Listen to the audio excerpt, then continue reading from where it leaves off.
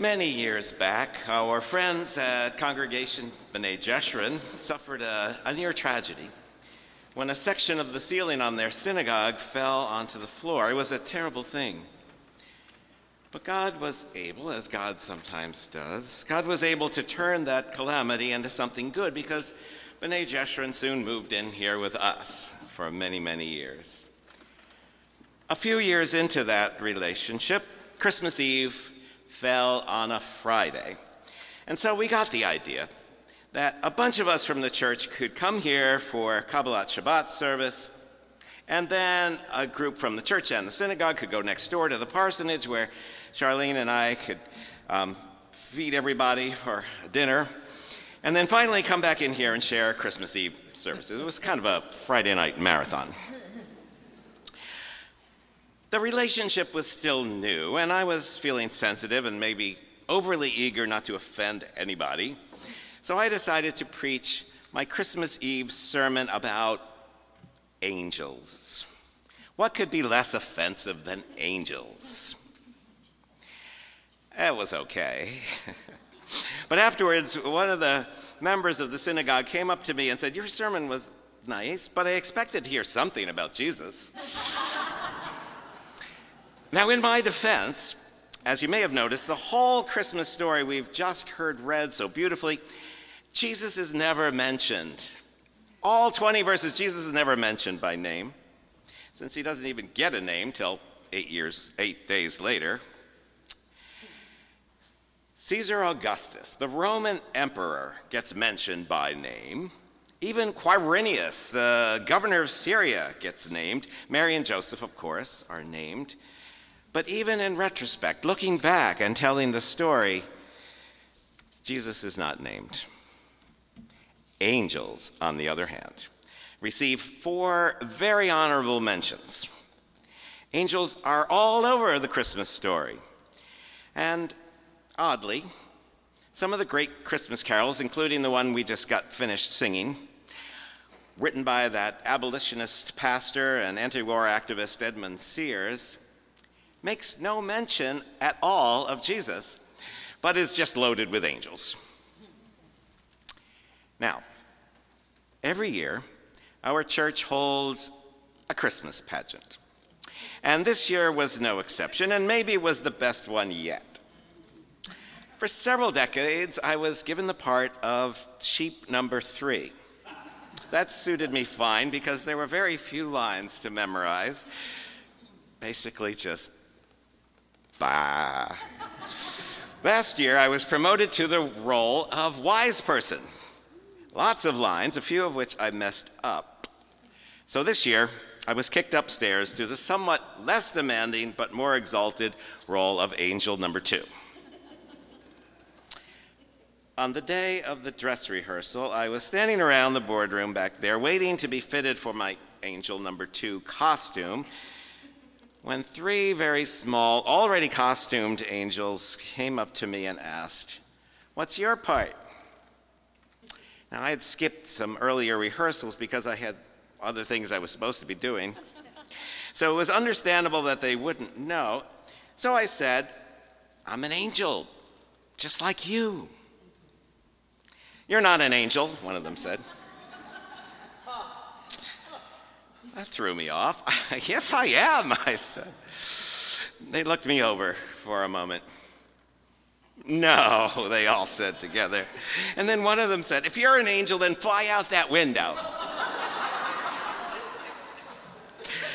I patiently and pleasantly explained that I didn't have my wings, which were still being figured out for my larger than average angel costume.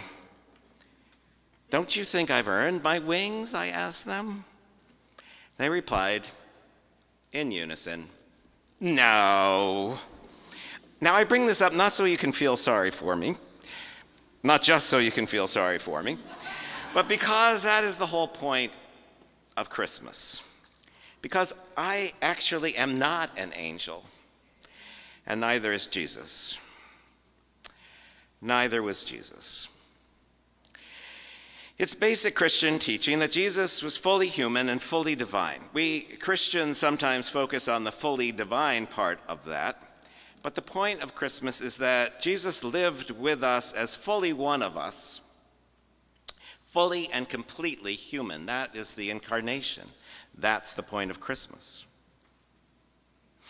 The early Christian church gave birth to many heresies, including some I'm very fond of. But one particularly pernicious heresy called Docetism taught that Jesus didn't have an actual body and that his physicality was an illusion, along with his life and his death and his resurrection. It never happened. It just looked like it happened. Docetism depends on the idea that all matter is evil, and that God cannot suffer. But we know that God can indeed suffer and does suffer every day.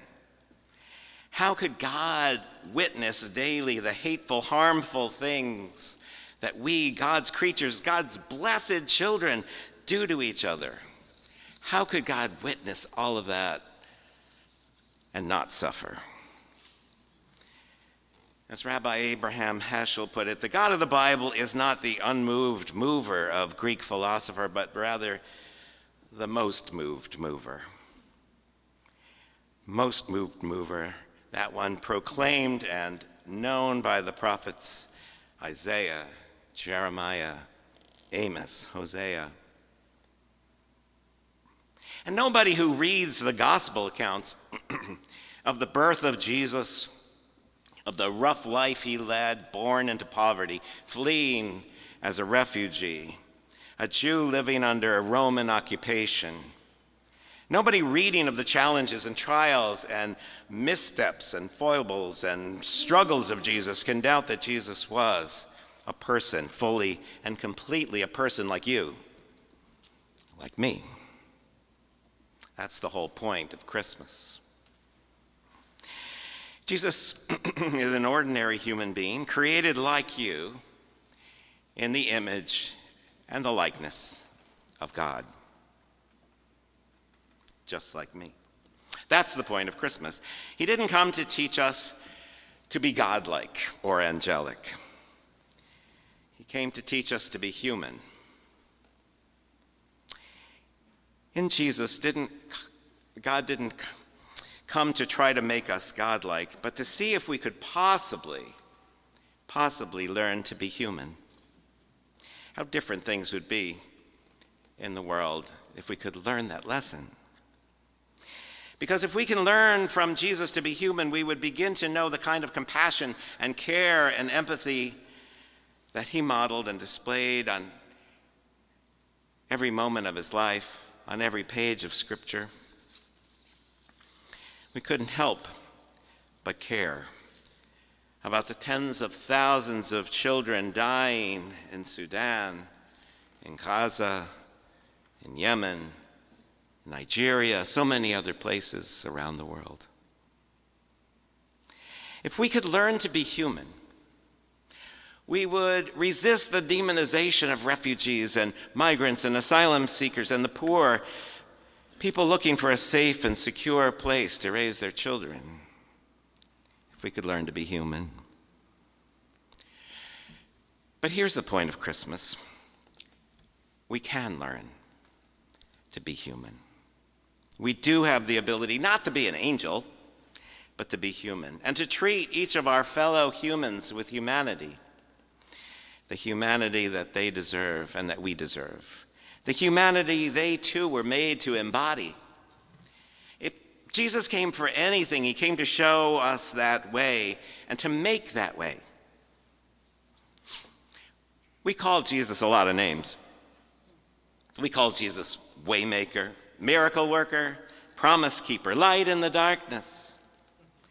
In the course of this service, we will sing and call Jesus King of Angels, Everlasting Lord, the Prince of Peace, the Son of Righteousness.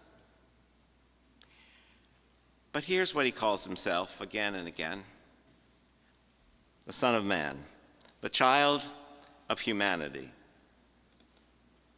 born human to show the way to be human, if we can only learn.